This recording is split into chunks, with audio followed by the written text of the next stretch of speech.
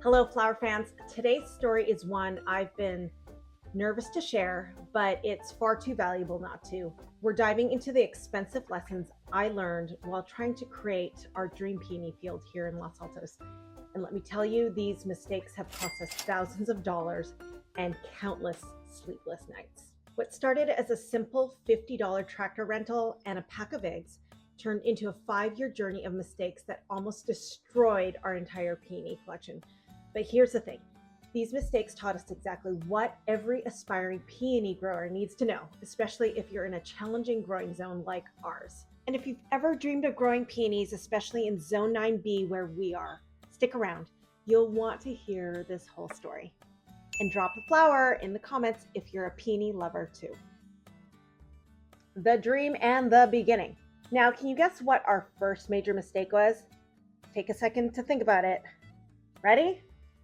Mistake number 1, the tarping disaster. What happens when you read bad information and you actually execute bad information? Well, the answer is bad things happen. Perhaps it wasn't horrible, but I had read that the best way to get rid of weed seeds was to tarp over with plastic and let good old Mr. Sun bake them. Now, in hindsight, not only was this very irresponsible use of plastic, but I'm pretty sure with the high temperatures of the summer heat, we probably killed a lot of good biologics in our soil and did nothing but par bake all our weed seeds. Have you ever had a garden project that made you question everything? Well, let me know in the comments below. We're all learning together. Ready for mistake number 2? The digging dilemma. Heave ho, heave ho. The original peony field was laid out with 8 rows and plants set at about 3 foot on center. Since our weather's more temperate and we receive less rainfall than northern growing zones, we went with an in-ground planting approach versus mounded beds. As we pulled off the tarp, I was so excited to get digging 240 holes. Did I mention we're in zone 9B and we were in a state of drought? And did I mention we have heavy clay soil? I mean, one strike into the soil with my shovel and I realized a mining pickaxe would not have gotten me very far. It took minutes. How about 45 minutes to dig a 2-foot round hole? So do the math, 240 plants.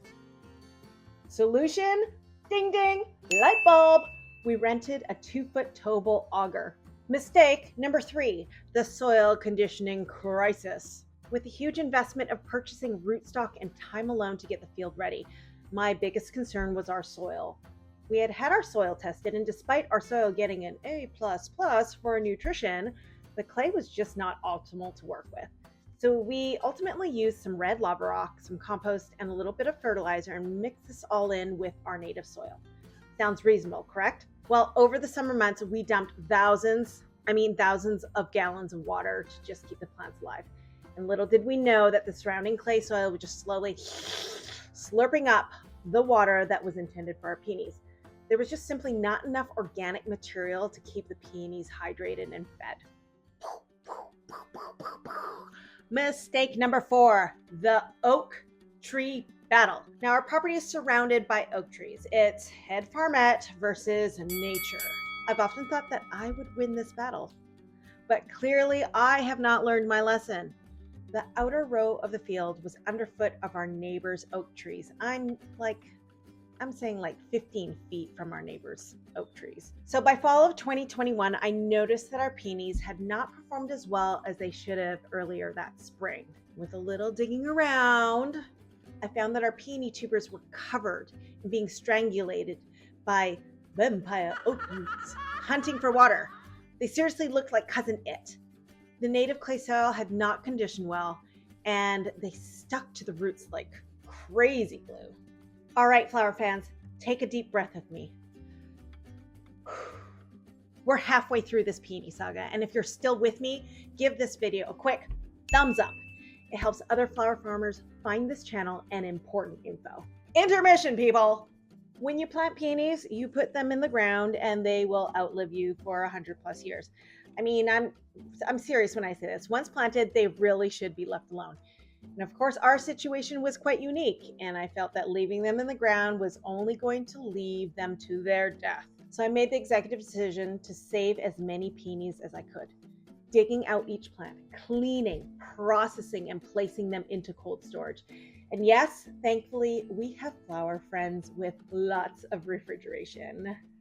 We had a loss of about 25%, and I cannot even begin to tell you the damage to the majority of the stock that survived. Mistake number 5, the flooding fiasco. Calling an excavator for help. Field rendition number 2. 8 rows and 240 holes soon became 4 trenched rows. We lined the trenches with leach cloth and weed block cloth and backfilled with fresh soil and a mix of fertilizer and compost. Who would have ever thought California would come out of drought? For the next winter, we would have a deluge of rain. Our clay trenches became swimming pools, pools for our peonies, and the trenches became flooded. Any sandy loam and good constituents of soil that we had went down and chippings came up. Peonies are typically not planted very deep, so sitting in that upper level of chippings and soil, what was left of it, we found out quite uncomfortably a good amount of decomposition and fungus that did not bode well for our peonies. The recovery and current status? Well, we spent this past fall raising half of the peony field. The side of the field that had been most impacted by flooding. We ultimately installed raised borders or beds and built up the soil and replanted our peonies. It is February. The field survived a deluge of rain this past week with no flooding. Peonies are starting to emerge from the ground. Fingers crossed that we will get this right sooner or later, for the love of flowers. What we've come to learn, despite having put in soil conditioner, is that conditioning native soil actually takes years. Molecularly, clay soil will always be clay soil. Now, I'd love to hear from you. What's the biggest garden lesson you've learned the hard way? Share your comments with me in the comment section, please. Educational segment. Now, pay extra attention to this part, flower fans. This is a solution that could save you thousands of dollars and years of headache. Now, let me share today's head farmette secret.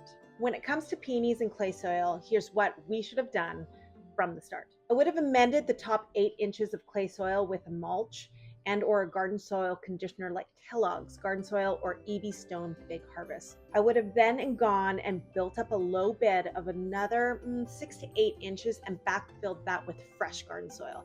That would ultimately give the peonies nutrition and the soil structure that would allow for excellent root development and drainage. As the larger roots develop, then they can just simply dive down, reach down into the conditioned soil without obstruction. If this video helped you avoid some costly mistakes, make sure to share it with a fellow flower friend. And don't forget to hit that subscribe button if you want more real, honest farming stories like this one. Next week, I'm taking you on a personal tour of our Turbow Farms peony garden, this micro-cut flower farm we call home. You'll get to meet every stunning variety we grow here. And some of my favorites, the ever-pearlescent Uchiegas, the fluffy Belle of Tulsane, and the ever-stunning Dawn Richardson, all thriving in our Los Altos garden. Make sure you've subscribed and tap that notification bell so that you don't miss this intimate garden tour. And flower fans, our newsletter subscribers get first access to seasonal offerings and our peony care guide. Just visit us at turbowfarms.com. Remember, beautiful things come in small packages, and every square foot counts when you're growing with love. Flowers or bust.